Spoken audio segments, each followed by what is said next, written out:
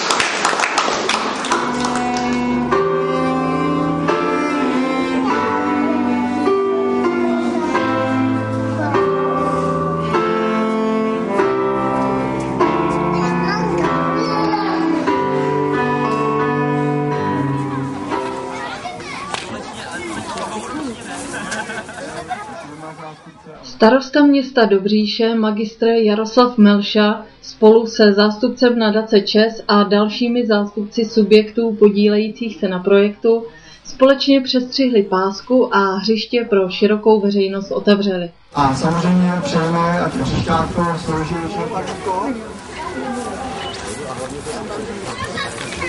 Poprosíme ČES.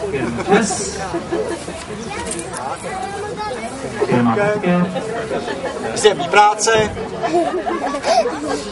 Mateřské centrum, rodění dětí a výchova dětí teda. Firmu Irtus pana Jelínka. Pánové si mohou odstřihnout pásku. To je jedno sladké hřiště, které je téměř totožné s tím hřištěm velkým, až na to, že tady je celé z cukru a z marcipánu.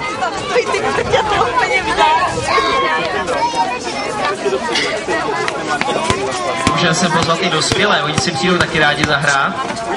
Také pro děti připravené, takže děti, neváhejte a uvidíte.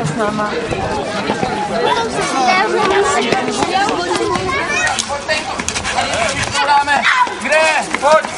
Nárek zpátky! Jedna! Udělejte!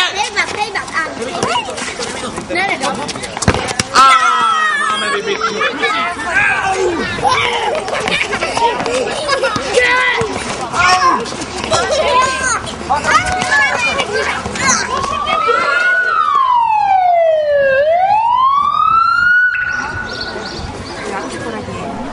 Během odpoledne se děti zapojily i do soutěží se zdravotní tématikou. Společným cílem pátečního odpoledne bylo mimo jiné upozornit na závažnost problematiky úrazovosti a důležitost prevence při snižování počtu úrazů. Už ti dokážu ošetřit. Když jsi se teď opařil, co jsme tím vyřekli? Že se štrdlo.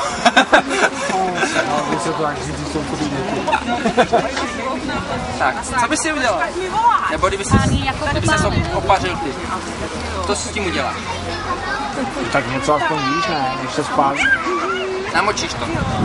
A jakou vodou? No výbor. Super. Aby ne. Jakože to mi nebude zase. Stoupni se jako golman. Takhle pořádně. Ruku připravenou na chytání. Péra, ještě jsem tady byl já. Hop!